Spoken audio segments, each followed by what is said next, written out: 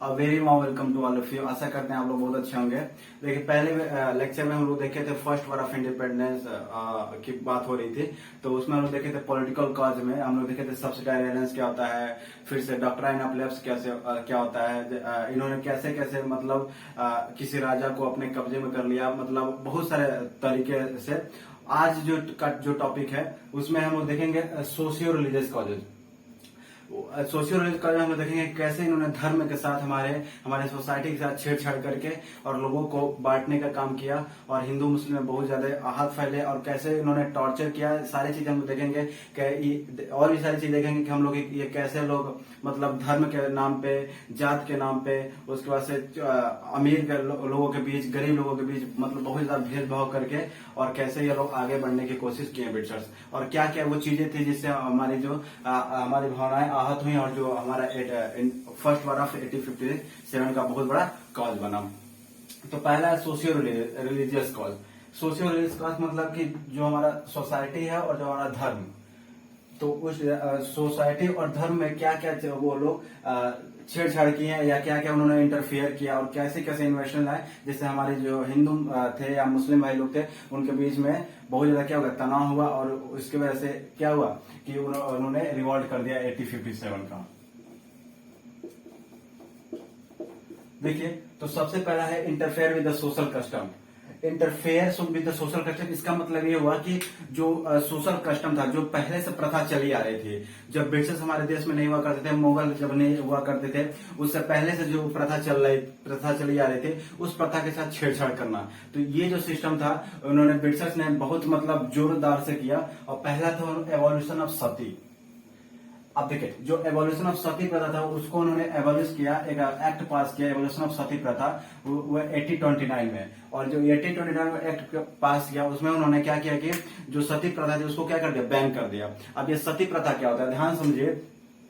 सती प्रथा में ये होता था कि अगर कोई औरत है और उसका पति जो है अगर वो डेथ कर गया तो उसके साथ ही उसके वाइफ को भी क्या होना था, उसके चिता के साथ जल जाना होता था, वो जिंदे ही। तो इस प्रथा को बोलते थे सती प्रथा। और ये मतलब इससे पहले ये प्रथा बहुत जोर शोर पे हुआ करती थी। तो लेकिन इसको ब्रिटिश ने क्या कर दिया, एबॉलिश कर दिया। हाँ, हालांकि एक तरह से बहुत ही अच्छी चीज हुआ करती थी, लेकिन वहां के जो उस टाइम के आज से लगभग 150 साल पहले हम लोग जाएंगे अगर तो तो वहां का अगर सोसाइटी और कल्चर को समझा जाए तो वहां जो धर्म की बात होती थी तो वहां पे बहुत लगाव होता था लोगों को अपने धर्म से और अपने जाति से। तो और उस टाइम जाति प्रथा बहुत हाई होती थी। तो वहां के जो लोग हुआ करते थे जैसे पंडित तो हो गए और जितने भी हिंदू धर्म के जितने भी श्रेष्ठ लोग हुआ करते थे उनको ये बात बहुत बुरी लगी कि हमारे धर्म के साथ क्यों छेड़छाड़ करें। उसी तरह दूसरा होता था window remarriage. Window remarriage act जो था वो 1856 में आया था। विडो मैरिज एक्ट के थ्रू देखा गया था कि इन्होंने क्या किया कि जो विधवा होती थी, विधवा मतलब कि वो औरत जिसका पति मर चुका है उसको बोलते हैं विधवा। तो विधवा मतलब में क्या हुआ कि उन्होंने कि विधवा को शादी कराने पे जोर डाल दिया। और हमारे समाज में अगर किसी औरत का पति मर जाता था तो उसको बहुत गंदे निगाह से या बहुत मतलब नीचे निगाह से मतलब समाज का उसको एक बहुत बेकार इंसान माना जाता था कि मतलब ये बहुत ही अजीब है, मतलब कि मतलब उसको समाज में कोई स्थान नहीं दिया जाता था पहले, इस टाइप का कुछ होता था। तो विडो रिमैरिज एक्ट को उन्होंने पास किया और जिसके 1856 में जिसके बाद से जो विधवाएं होती थी वो दूसरी शादी कर सकती थी। उसके बाद से ओपनिंग ऑफ वेस्टर्न एजुकेशन। जो वेस्टर्न एजुकेशन था मतलब कि वो अपनी पढ़ाई को हमारे जो इंडियन का जो एजुकेशन था उसमें वो शामिल करना चाहते थे। तो उन्होंने वेस्टर्न एजुकेशन को बहुत ज्यादा जोर दिया। इसके बारे में हम लोग अभी आगे डिटेल में देखेंगे कि वेस्टर्न एजुकेशन उन्होंने क्या क्या चीजें की जिसकी वजह से हमारे जो देश में जो क्रांति हुई वो और पीक पे चली गई। देखिए, ये एक तरह से ये जो था ये 2-3 पॉइंट जैसे evolution of Sati, window marriage, ये सब चीजें सही थी। लेकिन उस टाइम के अगर हिसाब से देखा जाए तो ये सब चीजें लोगों का जो भावना था, सोचने और समझने की शक्ति थी, वो लोग बहुत इस चीज को बुरा मानते थे। और जिससे क्या होगा, उनकी भावनाएं आहत हुई, बहुत दुख हुआ उन लोगों को कि हमारे धर्म के साथ हम क्या कर रहे, छेड़छाड़ कर रहे हैं। इससे क्या हुआ, उन्होंने इसके बहुत मतलब ब्रिटिशर्स के एकदम क्या हो गया, खिलाफ हो गए वो लोग। जिससे क्या हो गया, रिवॉल्ट ऑफ 1857 का ये भी बहुत बड़ा कारण बना। देखिए उसके बाद से मॉडर्न इनोवेशन। देखिए मॉडर्न इनोवेशन में थोड़ा समझने वाली बात है। हुआ क्या कि जो ब्रिटिशर्स थे तो पहली बार जब ब्रिटिशर्स आए तो बहुत बड़े बड़े पुल बनवाए। उसके बाद से कनेक्टिविटी जो रोड की थी उन्होंने बहुत ज्यादा क्या किया, एडवांस किया। बहुत मतलब सुख सुविधाएं भी बहुत ज्यादा मतलब दिए, लेकिन उन्होंने रेलवे लाइन बनवाए, टेलीग्राफ की सुविधा उन्होंने अपनाई। उसके बाद से जो कास्ट सिस्टम था उसको उन्होंने बहुत ही निचले स्तर पर ला दिया। देखिए तो लोगों के मन में क्या हुआ कि रेलवे जो बनाया जा रहा है, तो रेलवे बनाया जा रहा है इसलिए बनाया जा रहा है जो इंडियन लोग सोचा करते थे, क्योंकि इंडियन लोग उतने पढ़े लिखे नहीं हुआ करते थे उस टाइम, उतना इलिटरेट लोग हुआ करते थे, उतने जानकार नहीं हुआ करते थे। जो भी चीज उनको दिखती थी बस कहीं से सुन लिए और उसी पे वो लोग फोकस करते थे। तो रेलवे का जब इन्वेस्टमेंट हुआ तो उसको ये समझ लगे कि ये रेलवे का इन्वेस्टमेंट होगा तो जो रेलवे में जो अगर लोग बैठेंगे तो जो पुअर लोग होंगे, अमीर लोग होंगे, उच्च जाति के लोग होंगे, चाहे नीची जाति के लोग होंगे, सब लोग बराबर साइड बाय साइड बैठेंगे। और जो ब्रिटिशर्स हैं वो जाति प्रथा को खत्म करना चाहते हैं, इसीलिए रेलवे को लाना चाह रहा है। ये किसकी सोच थी? वो उस टाइम के जो इंडियंस हुआ करते थे उनमें से कुछ सेक्शन ऑफ सोसाइटी जो थोड़े बहुत कम पढ़े लिखे थे उनकी ये सोच थी। और इससे मतलब जो ग्रुप हुआ करता था बहुत ज्यादा दुख हुआ इन लोगों से। और दूसरा था टेलीग्राफ। जब टेलीग्राफ अंग्रेज ने भारत में लाया तो वो जो लाइन बिछाई जाती थी पोल से पोल तक तार बिछाया जाता था, तो जो इंडियन होते थे वो बहुत डर गए। डर इसलिए गए क्योंकि उनको लगता था कि ये जो टेलीग्राफ है मतलब ऐसा कोई कम्युनिकेशन का साधन नहीं है, बस ये दिखाया जा रहा है उनको, बस हैंगिंग करने में, तो मतलब फांसी देने के लिए ये सब लाइनें बिछाए जा रहे हैं, जिससे ब्रिटिशर्स को सुविधा हो, अगर कोई इंडियन गलती करे तो उनको आसानी से फांसी दी जा सके। तो ये था कुछ, तो ये सब चीजें थी जो इंडियन के प्रति ब्रिटिशर्स कर रहे थे। लेकिन आगे देखिए, आगे था रेशियल डिस्क्रिमिनेशन। लेकिन बाद में क्या हुआ कि ब्रिटिशर्स ये सब थोड़ा बहुत अच्छा काम भी किया, लेकिन उसके बाद क्या किया कि रेशियल डिस्क्रिमिनेशन में उन्होंने कुछ ब्रिटिशर्स जो ऑफिसर्स हुआ करते थे वो बहुत एरोगेंट हुआ करते थे। एरोगेंट मतलब गुस्सा, रीड मतलब बहुत बुरी तरीके से बात करते थे जो भी इंडियन हुआ करते थे, मतलब उनको इलिटरेट, उनको मतलब निचले स्तर पे देखा करते थे। तो क्या हुआ कि जो एरोगेंट हुआ करते थे, रीड ऑफिसर, मतलब बहुत बुरे तरीके से व्यवहार होता था इंडियन के साथ, वो हमेशा इंडियन से अपने आप को सुपीरियर समझते थे। इंडियन से हमेशा अपने सुपीरियर किसी भी काम में, कोई भी जॉब होती थी, चाहे किसी भी पोस्ट में, तो हम पोस्ट हो, चाहे अगर नीचा कोई पोस्ट हो तो हमेशा इंडियन ही रहते थे, लेकिन कोई अगर हाई पोस्ट होता था तो उस पर हमेशा कौन रहता था? ब्रिटिशर्स ही पाए जाते थे। उसके बाद से वो जो मुस्लिम समाज था, मुस्लिम समाज का वो क्रूअल बोलते थे। क्रूअल मतलब दया नहीं है इसके अंदर, अनफेथफुल मतलब विश्वास के लायक नहीं है, मतलब ऐसा वो मुस्लिम समाज के साथ और हिंदू समाज के साथ ट्रीट करते थे। तो बहुत ही बुरा करते थे। They treat Muslim as a cruel and unfaithful. ये उन लोगों का कुछ मतलब देखने का, इंडियन को देखने का नजरिया था। और ये जब चीजें जब लोग सुनते थे, इंडियन सुनते थे, तो बहुत बुरा लगता था उनको। और कहीं न कहीं ये जो बुराई थी वो आगे जाके 1857 का बहुत बड़ा क्या हुआ है, एक युद्ध के रूप में आया हम लोग के सामने। जो चौथा सबसे बड़ा कारण था सोशियो रिलीजियस कॉज में मतलब माना जाता है, वो था ऑपरेशन ऑफ पुअर। जो लोग गरीब होते थे, मतलब गरीब का मतलब कि जैसे किसान हो गए, छोटे मोटे जो लोग हुआ करते थे, मतलब जो अपनी रोजी रोटी दो वक्त की रोटी खा सके, अगर वो काम करने जाते थे ब्रिटिशर्स के वहां, चाहे उनके घर पोछा लगाने, चाहे उनके वहां नौकर रहते थे, तो उनके साथ बहुत बुरा, मतलब बहुत ही बुरा व्यवहार होता था। टॉर्चर करते थे।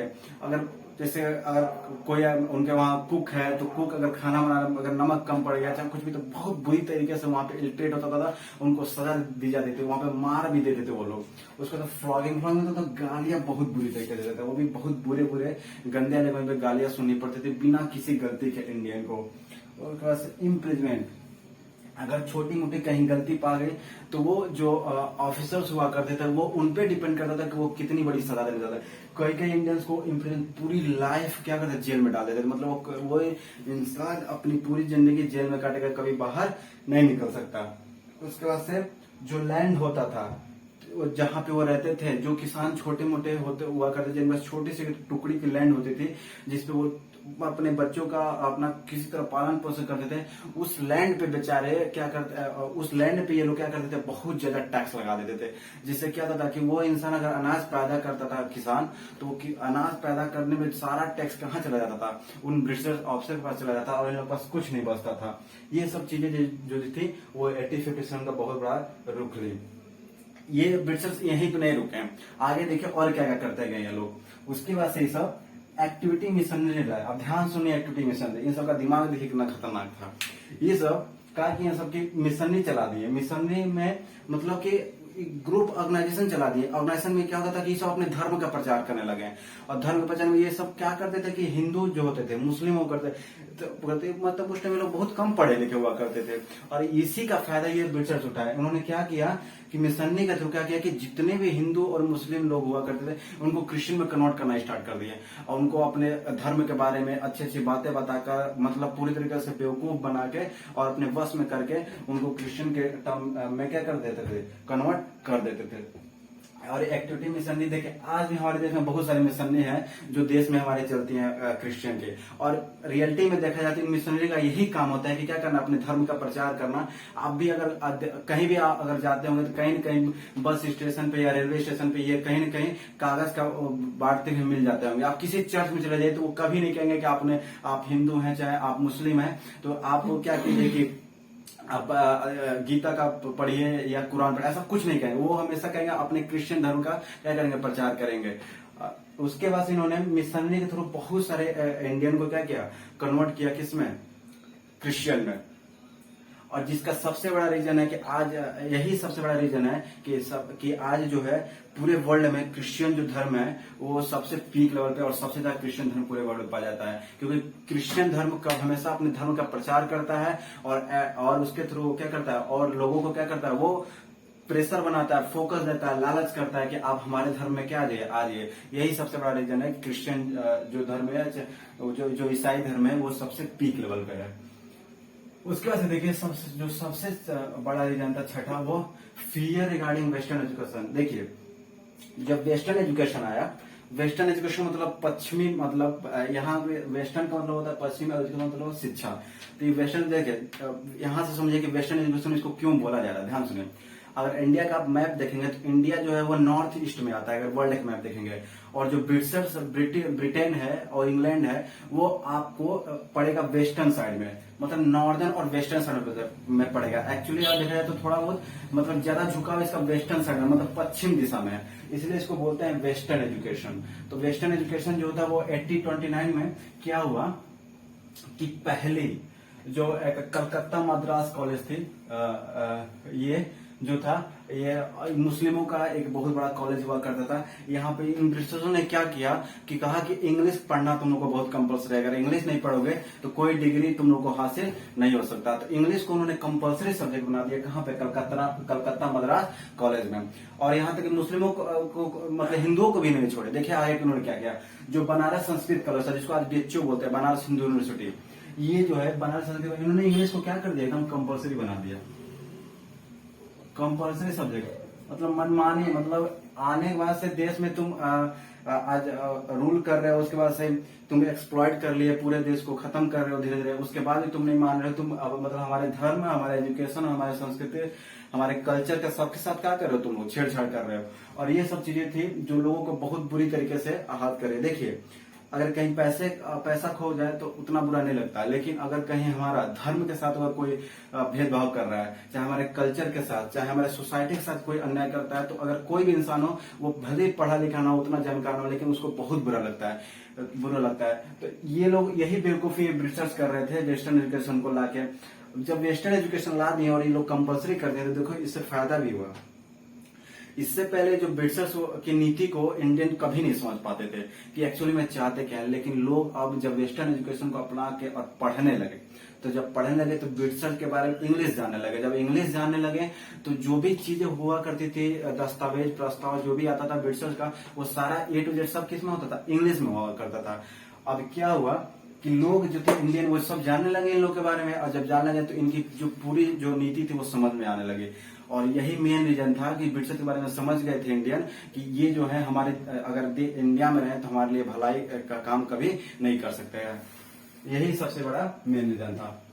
देखिए ये वेस्टर्न एजुकेशन को इंट्रोड्यूस करने के बाद से उन्होंने क्या किया कि मतलब सबसे बुरा काम, मतलब देखा जाए तो सबसे नीचा काम अगर कोई था तो ब्रिटिशर्स का, तो यही सबसे बड़ा बेकार काम की उन्होंने किया। ये क्या किया कि टैक्सिंग रिलीजियस प्लेसेस। मतलब सोचिए इंडियन जो होते हैं वो अपने सच अगर रियलिटी में देखा जाए तो धर्म के प्रति बहुत अपने क्या होते हैं, उत्सुक होते हैं अपने मतलब बहुत मतलब अग्रसर होते हैं उसको बचाने के लिए या मतलब उसको सुरक्षा करने के लिए। अब इन्होंने क्या किया कि रिलीजियस प्लेस पे क्या किया, टैक्स लगा दिया। इन्होंने जितने भी मंदिर के जो ट्रस्ट हुआ करते थे, जो मंदिरें हुआ करती थी, जो मस्जिद हुआ करते थे, तो मंदिर तो एक छोटे एरिया में होता है लेकिन मंदिर के नाम कई सौ एकड़, पहले तो और ज्यादा एकड़, कई सौ एकड़ या 200 एकड़ 250 एकड़ जमीनें हुआ करते थे। और उस जमीनों में वो गरीब लोग हुआ करते थे जिनका कोई आसरा नहीं हुआ करता था। और मंदिर में जितने पैसे उसे आते थे सब उस पैसों से उन्हीं गरीबों का क्या होता था, पेट और पालन पोषण हुआ करता था। और वो छोटे मोटे उस जमीन में खेती बाड़ी भी किया करते थे। लेकिन इन्होंने क्या किया कि वहां पे टैक्स लगा दिया। जब टैक्स लगा दिया तो जितने भी मुस्लिम थे, जो हिंदू लोग थे, इनको अगेंस्ट क्या कर दिया, एकदम बॉयकॉट कर दिए ब्रिटिशर्स को। और उनके अगेंस्ट क्या कर दिया, रिवॉल्ट के लिए शुरू हो गए। तो देखिए ये कैसे हमारे सोसाइटी और धर्म के साथ कैसे इन्होंने छेड़छाड़ किया। ये जो टॉपिक था, ये दूसरा टॉपिक था पॉलिटिकल कॉज के बाद। देखिए इसमें हम लोग पहला देखे हैं कि इंटरफेयर विद सोशल कस्टम, उसमें सती प्रथा के बारे में देखे हैं और विडो मैरिज और के बारे में देखे हैं। मॉडर्न इन्वेशन में देखे हैं, रेलवे के बारे में देखे हैं, टेलीग्राफ के बारे में देखे हैं। उसके बाद से तीसरा था रेशियल डिस्क्रिमिनेशन, मतलब वही जाति धर्म के बाद जाति और धर्म पे भेदभाव करना। उसके बाद से देखे हैं कि हम लोग की एक्टिविटी मिशनरी, मतलब कैसे मिशनरी भेज भेज के अपने धर्म का प्रचार करते थे और कहते थे कि नहीं नहीं ये एजुकेशन दिलाने का एक तरीका है, लोगों को झुठलाते फुसलाते थे। उसके बाद से रिगार्डिंग वेस्टर्न एजुकेशन इंट्रोड्यूस करके इन्होंने कैसे क्रिश्चियनिटी को का बढ़ावा दिया और अपने एजुकेशन को, अपने कल्चर को हमारे धर्म में लाके एकदम कन्वर्ट कर दिया। उसके बाद से रिलीजियस टैक्सेस था, ये सब चीजें थी। अब देखिए कि जो सबसे बड़ा सोशियो रिलीजियस काज की बात से तीसरा जो कॉज था वो था इकोनॉमिक कॉज। इकोनॉमिक कॉज का मतलब है कि मतलब कि जो बैकबोन था इंडिया का वो था इकोनॉमिक। इकोनॉमिक में ये सारे इंडियंस की क्या होती थी, इंडिया देखिए उस टाइम अगर देखा जाए तो उतना अमीर नहीं हुआ करता था, उतना वेल्थ नहीं था इंडिया के पास। जो मेन इनकम का सोर्स था वो भी क्या था, एग्रीकल्चर था। आज भी लगभग 45% इंडिया का जो जीडीपी वो किस पे डिपेंड है, एग्रीकल्चर पे डिपेंड है। लेकिन उसके बाद भी देखा गया कि इन्होंने इकोनॉमिक के साथ हमारे देश के जो इकोनॉमिक जो हुआ करती थी अर्थव्यवस्था, उसको अंग्रेजों ने पूरी तरीके से बर्बाद कर दिया। अब देखिए कैसे कैसे उन्होंने बर्बाद किया। तो पहला देखिए इकोनॉमिक एक्सप्लॉयटेशन। ये क्या करते थे, इन लोगों की नीति देखिए, ये क्या करते थे कि जो एक्सपोर्ट करते थे रॉ मटेरियल को कहा एक्सपोर्ट करते थे, बाहर मतलब अपने देश में खरीद लेते थे। तो जो इंडियन होते थे वो रॉ मटेरियल को फ्री में विदाउट एनी कॉस्ट, मतलब जो अगर खेत से आके तत्काल उनको एक्सपोर्ट कर देते without any nominal duty, without any tax. तो उसके बाद ये अब मिल जाता था। अब ब्रिटिशर्स कितना आसान होते थे, हुआ करते थे, मतलब होशियार हुआ करते थे, सस्ते दामों में रॉ मटेरियल खरीदते थे। कॉटन हो गया, सिल्क हो गया, सब सस्ते दामों में खरीद लेते थे। आई सब खरीद के क्या करते थे, सब ले जाते थे लंदन, और लंदन में ले जाके वहां पे बहुत बड़ी बड़ी इंडस्ट्रियां हुआ करती थी। और उन्हीं सामानों को खरीद करके बना करके उसको कपड़े में कन्वर्ट करके और वही सामान दोबारा इंडिया में बेचते थे। और जब बेचते थे तो क्या जानते हैं, जो यहाँ से सामान का मान लीजिए 10 रुपए ले रहा है तो सीधे 100 रुपया, मतलब अगर 10 रुपए रॉ मटेरियल खरीदा है तो सीधे 100 रुपए में लाके यहाँ बेचता था। मतलब तो कितना 90 रुपए का फायदा होता है। यह एग्जाम्पल के तौर पर बता रहे हैं। तो इतना फायदा वो करते थे सब, इतने होशियार थे सब। और एकदम पूरी तरीके से हमारे देश की जो इकोनॉमी थी उसको धीरे धीरे क्या करते गए, बर्बाद करते गए। उसके बाद से आगे देखिए उन्होंने क्या किया, इम्पोर्ट ड्यूटीज इंक्रीज। अब देखिए क्या किए साहब कि जो लंदन में जो सामान बनता था उसको जब इंपोर्ट करता था इंडिया, उसको अपने देश में मंगाना पड़ता था तो उस पर टैक्स लगा देते थे। मतलब तुम एक्सपोर्ट कर रहे हो तो कोई टैक्स नहीं, लेकिन जब कोई इंडियन मंगा रहा है तुम्हारे सामान को तो क्या कर रहे हो तुम, इंपोर्ट, तुम उस पर क्या कर रहे हो, टैक्स लगा दे रहे हो। तो जब इंपोर्ट इंडिया करता था तो उसको टैक्स देना पड़ता था। वो सामान अगर वो उस देश में बनी है 10 रुपए की तो उसको खरीदना पड़ता था 50 रुपए में, 60 रुपए में। इतने मतलब इतना हैवी उस पर टैक्स लगा देते थे सभी सब। उसके बाद से क्या होता था कि उन्होंने, आप देखिए किससे हमारे देश में जब उस टाइम उतनी बड़ी बड़ी इंडस्ट्रियां नहीं हुआ करती थी, छोटी मोटी इंडस्ट्रियां हुआ करती थी। जैसे हैंडीक्राफ्ट हुआ करते थे, जो हाथ से होता था, बनाया जाता था थोड़ा बहुत, या बुनाईकार होते थे जो हाथ से कपड़े उपड़े को थोड़ा बहुत बनाते थे, लेकिन उतना प्रोडक्शन नहीं होता था। ये छोटी मोटी जो इंडस्ट्रिया होती थी जिसको कॉटेज इंडस्ट्री बोला जाता था, जो कॉटन में डिपेंड करती थी, ये धीरे धीरे बर्बाद हो गए। अब बर्बाद क्यों हुई, कहा कि जितना भी रॉ मटेरियल होता था सब कहाँ चला गया, इंग्लैंड। कहाँ चला गया, इंग्लैंड। और इंग्लैंड चला गया तो रॉ मटेरियल हमारे देश में बचा ही नहीं है। जब हमारे देश में बचेगा नहीं तो क्या होगा, इंडस्ट्री ऐसे ही थोड़ी चलेगी। और जब इंडस्ट्री में जो छोटे मोटे वर्कर थे वो जो अपना मतलब पेट पाल सके किसी तरह, उसी इंडस्ट्री पे उनका भरोसा था। ये लोग तो सब क्या हो गया धीरे धीरे, सब क्या हो गया, अनएम्प्लॉयमेंट, बेरोजगार हो गया, घर बैठ गया सब। अभी अब घर बच गया तो क्या हो गया, भूखमरी आ गई इंडिया में। तो देखिए कैसे जो ब्रिटिशर जो थे पूरे देश को बर्बाद करने में लगे हुए थे। उसकी वजह से ये सब एक थ्योरी लाए। तो जो फर्स्ट हम लोग देख चुके हैं इकोनॉमिक एक्सप्लॉयटेशन, दूसरा था इन सबका ड्रेनेबल, एक तो थ्योरी आया था। इस थ्योरी में बताया गया था कि इनका मेन मोटो यह था कि जितना भी इंडिया में सोना है, चांदी है और उसके बाद जितना भी धन है, वेल्थ है, हर एक चीज जो भी इंडिया में जितने भी इंपॉर्टेंट रिसोर्सेज हैं सबको क्या करो, ले जाकर लंदन, क्या करो, लंदन लेके चले जाओ, ब्रिटेन में पूरा लेके चले जाओ। जब ब्रिटिशर्स, जब हमारा बैटल ऑफ प्लेसी हुआ था, ठीक है, तो बैटल जब प्लेसी हुआ था तो लगभग उसके बाद बैटल ऑफ प्लेसी में उन्होंने बंगाल को और उसके बाद अवध को, फिर से बैटल ऑफ बक्सर में उन्होंने क्या कर लिया, ऑक्युपाई कर लिया। तो जब उस टाइम, उससे पहले की बात होती थी जब तो ये सब ईस्ट इंडिया कंपनी थी, तो ये सब व्यापार के पर्पज से आए थे ब्रिटिशर्स सब। तो जब क्या किए सब कि जब पहले आते थे सब तो क्या करते थे कि सोने का सिक्का दे देते थे, सोने का सिक्का दे देते थे और कहते थे कि लो ये सोने का सिक्का और उसके बदले हमको सामान दे दो। तो क्या होता था कि सोने का मतलब जो भाव था वो क्या होता बढ़ रहा था, और इंडिया का जो मतलब थोड़ा वो देखा जाए तो जो वेल्थ था वो उतना घटा नहीं। लेकिन जब ये कब्जा करना शुरू कर दिए, बैटल ऑफ प्लेसी के थ्रू बंगाल को और बैटल ऑफ बक्सर के थ्रू अवध को कब्जा कर लिए, तो धीरे धीरे ये सब पूरा एकदम खतरनाक अपना जमावड़ा बनाने लगे। और उसके बाद से ये सब गोल्ड का एक्सचेंज बंद कर दिए, और जितना भी यहाँ से गोल्ड आता था उसको ले जाकर ब्रिटेन ले लगे, और उसके बदले मनी का यूज करने लगे सब। अब मनी का जैसे यूज करने लगे तो जितना भी यहाँ पर रिसोर्सेज थे इंडिया में, सब के सब रिसोर्सेज कहाँ चले गए,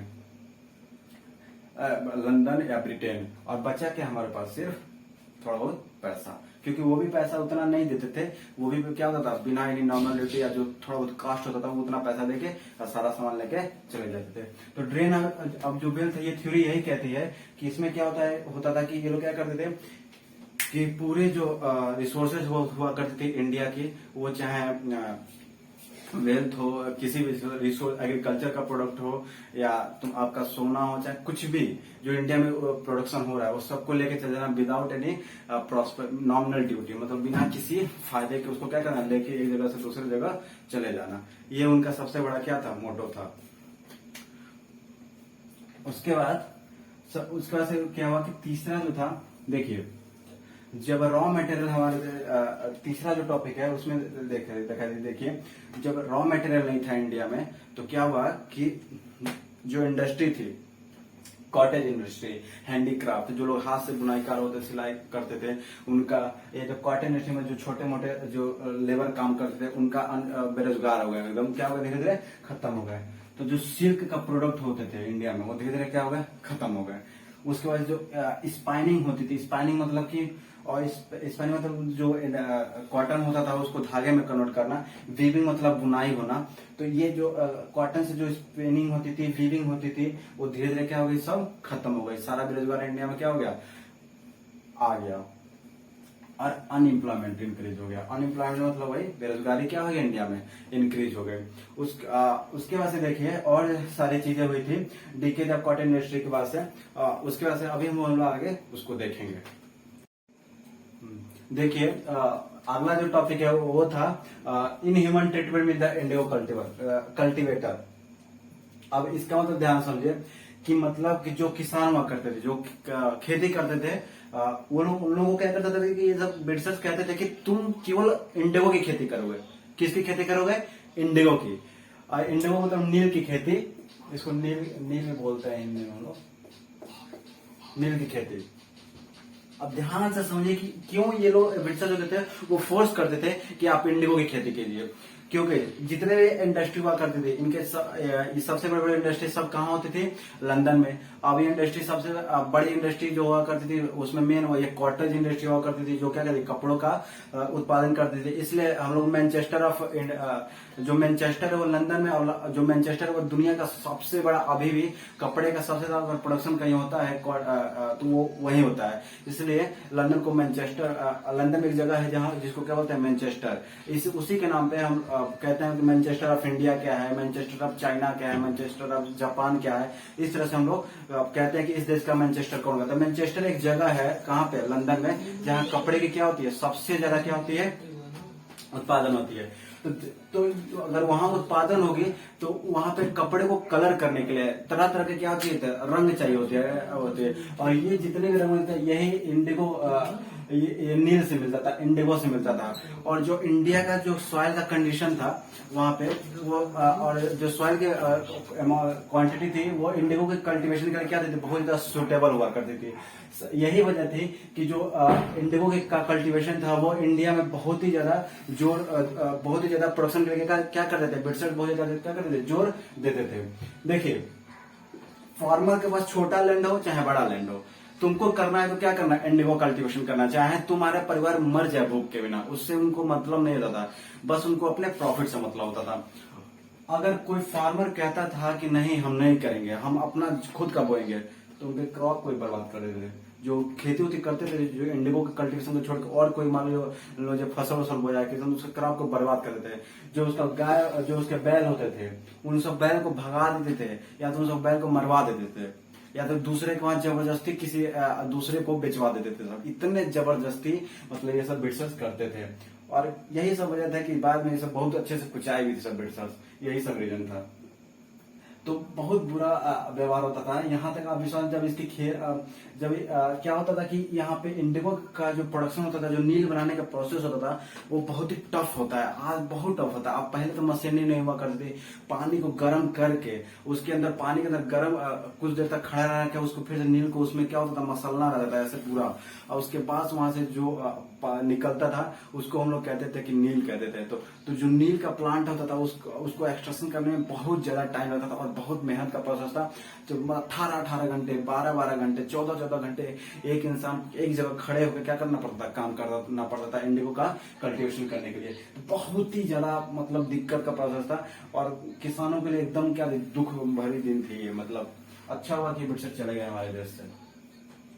और उसके बाद देखिए, ये जब ये सब करने लगे उस पर से हो गया पॉवर्टी एंड फेमिन्स। ध्यान सुनिए, जब रॉ मटेरियल हमारे देश से चला गया, तुम फोर्स कर रहे हो कि इंडिगो बो, और कोई मटेरियल हमारे देश में बोया नहीं जा सकता, और कॉटन हो रहा है तो तुम लेके चले जा रहे हो, सिल्क हो रहा था तुम लेके चल रहे हो, हमारे देश में बचा क्या, कुछ नहीं। तो कुछ नहीं मतलब आएगा क्या, पॉवर्टी एंड पॉवर्टी मतलब होता है कि पॉवर्टी मतलब भुखमरी होता है, फेमिन्स का मतलब कि एकदम तबाही, मतलब अकाल हो जाना, किसी का मतलब मिलना ही नहीं, खाने पीने को, पानी पीने को ना मिलना, अब किसी एक पर्टिकुलर में, उसको बोलते हैं फेमिन। तो देखिए, अब फेमिन क्यों है, इंडस्ट्री क्या हो गई, धीरे धीरे खत्म हो गई। उसके बाद से फेमिन कितनी जबरदस्त आई थी 19वीं सेंचुरी के आसपास में, मतलब मिड 19वीं सेंचुरी, मतलब लगभग 80-50 के आसपास में क्या हुआ था कि बहुत बड़ी फेमिन आई थी जिसमें कई हजार लोग मारे गए थे। और अगर देखा जाए लगभग 1765 टू 1857, कितना साल हो गया, एक मिनट, 1857 और 1765, तो ये कितना हो गया, ये 9-6-15 होता है ना, 15-9 लगभग 92 साल में। तो लगभग 92 ईयर्स में कितने फेमिन आए, 12। और ये भुखमरी छोटी मोटी भुखमरी नहीं थी, बहुत बड़ी भुखमरी थी, जिसमें करीब करीब लाखों लोग, 50-50 हजार लोग एक साथ खत्म हो जाते थे इंडियन। और खत्म होने के बाद भी इन ब्रिटिशर्स को आराम से बैठ के खाते थे सब, कोई दिक्कत नहीं था इन सब के लिए। अरे इंडिया, लंदन नहीं था, ब्रिटेन नहीं था, तो इंडिया एकदम राज की तरह खाते थे सब। और इस ब्रिटिशर्स ने इस फेमिन को से बचने के लिए कुछ नहीं किया, मतलब इंडियन का थोड़ा सा भी क्या किया, हेल्प नहीं किया। अभी देखिए, इकोनॉमिक को हम देखे हैं कि इनह्यूमन ट्रीटमेंट था, पॉवर्टी एंड फेमिन थी, ये सब चीजें चली रही थी। उसके बाद क्या किया कि एकदम घी में आग लगाने वाला मतलब आग में एकदम घी डालने वाला काम ये कर दिया। मतलब ये जो रिवॉर्ड डिफेक्शन तरफ बढ़ रहे थे, मतलब गुस्सा एकदम आ रहा था एकदम कि मतलब आप ब्रिटिशर को छोड़ा नहीं जाएगा। तो तब तक ये देखिए क्या हो गया, डिक्लाइन ऑफ लैंडेड एरिस्टोक्रेसी। इसका मतलब समझिए, एरिस्टोक्रेसी वो होते हैं जमींदार जिसको बोलते हैं, मतलब कि पुराने जमाने जिनके पास 250 एकड़ 300 एकड़ 500 एकड़ 2-2 हजार 4-4 हजार एकड़ क्या होता था जमीन हुआ करती, तो वो रजवाड़ा सिस्टम की तरह रहते थे पूरी, मतलब हाथी घोड़ा सब उनके पास रहता था। उनके वहां मतलब 10-10 हजार नौकर ऐसे काम करते थे, तो उनको बोलते हैं लैंडेड एरिस्टोक्रेसी। एरिस्टोक्रेसी मतलब बहुत ऊंचा कोई पद नहीं होता था, मतलब उनके पास जमीनें बहुत ज्यादा हुआ करती थी। इन ब्रिटिशर्स ने क्या किया, बिना मतलब किसी राय के मशवरे के इन एरिस्टोक्रेसी से या कुछ बिना पूछे उछे एक कमीशन ला दिया, एक प्रस्ताव लाया जिसका नाम था इनाम कमीशन। क्या नाम था? इनाम कमीशन। ये लाए थे सब 1852 में, मतलब 5 साल पहले, रिवॉल्ट ऑफ 1857 से पहले 5 साल पहले। देखिए उस टाइम लगभग ये एवरेज डाटा है, इससे ज्यादा भी हो सकते होते हैं, ठीक है, लेकिन वो यहाँ पे इन स्टेट को कम वो किया गया जो जिनके पास जमीनें बहुत ज्यादा हुआ करती थी, मतलब 1000-2000 एकड़ से ज्यादा की जमीनें हुआ करती, उसमें लगभग 20,000 स्टेट आते थे। स्टेट का मतलब यहाँ पे कोई राज्य, स्टेट का मतलब वहां पे मतलब कि जो जमीनें हुआ करती थी वो जो होती थी बहुत ही ज्यादा हुआ करती थी, किसी वजह तो वो ऐसे इतने कितने थे 20,000 थे। मतलब कितने लगभग एक हिसाब से दूसरा आंकड़ा लगाया था, लगभग 20,000 एरिस्टोक्रेसी थे जिनके पास जमीनें हुआ करती थी। तो 20,000 स्टेट को क्या कर दिया गया, नीलाम करवा दिया गया, कॉन्फिस्क करवा दिया गया। क्या करवा दिया गया? नीलाम करवा दिया गया। अब ये नीलाम कौन कराया? ब्रिटिशर्स। अब ब्रिटिशर जबरदस्ती क्या कर दिए, नीलाम करवा दिए। नीलाम कराने से पहले एक चीज पूछे, किससे? जमींदारों से, कि एक बात बताइए आपके पास क्या प्रूफ है कि ये जमीनें आपकी हैं। तो देखिए जो जमीनें हुआ करती थी लगभग धीरे धीरे ये सब जमीनें क्या हुआ करती थी कि जो राजा वो लोग अगर छोट जीत के लाते थे कहीं से, या कहीं से कोई उनको दान में दे गया, कहीं चाहे दो राजा के बीच में ट्रीटी हो गया, तो जो छोटा राजा था वो सारी जमीनें बड़े राजा को देता था और उनके अंदर काम उम करते थे। तो ऐसे जमीनें राजाओं को मिलती थी।